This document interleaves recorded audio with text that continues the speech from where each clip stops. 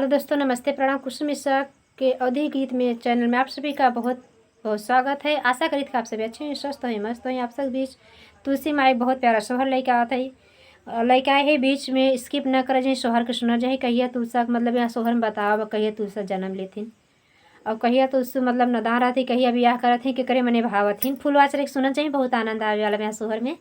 और आप सबके अच्छा लगे प्लीज़ प्यारे प्यारे लाइक से और कमेंट से जरूर यहाँ बहन एक प्यारा आशीर्वाद दुलार दे जाइए। चैनल पे फुल सपोर्ट कर जाइए आप सभी। आप देर न करते हुए गीत को सुनाने चल रहे हैं। श्री हरि विष्णु और तुलसा माई कृपा सब पे बनी रहे हमारी यूट्यूब फैमिली पे। बोलो जय श्री हरि विष्णु की।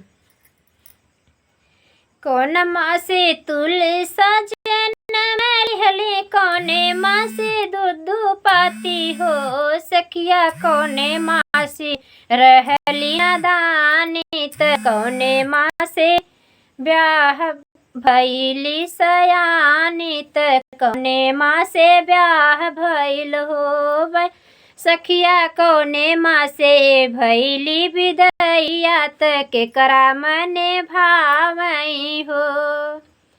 कौने माँ से तुलसा जन्म लिहले, कौने माँ से दूध पाती हो सखिया, कौने माँ से रहली नदानित, कौने माँ से भैली सयानित, कौने माँ से बियाह भैल हो सखिया, कौने माँ से भैली विदैयात, के करा मने भावई हो।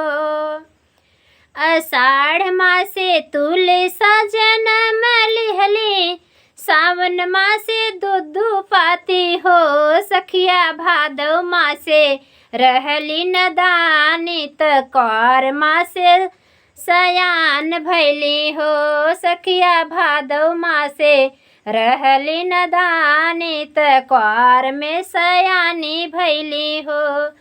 कार्तिक में तुलसा बियाह भैला, अय गहन में विदाई हो सखिया, हरि जी के मनवा हो भावत, हरि संग बियाह भैल हो सखिया, हरि संग जी के मनवा हो भावत, हरि संग बियाह भैल हो। कार्तिक में तुलसा बियाह भैले, गहन में विदाई हो सखिया, श्री हरि जी के मन भावत, उन्हीं संगे बियाह भैल हो सखिया, हरि जी के मन हो भावत, उनके संग विदाई भैल ना। इही माँ से भैली सयानित, इही माँ से विदाई भैल हो सखिया, हरि जी के संगे में बियाह भैल, हरि के मन भावई हो। बहुत छोटा बहुत प्यारा सा है। फुलवाचर एक सुना जाए, बीच में स्किप ना कर जाइए। बहनी खूब प्यार दुलार दे जाइए।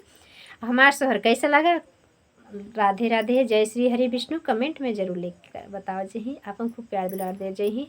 सभी भाई बहन से तहे दिल से है निवेदन है, फुलवाचर एक सुना जाइए।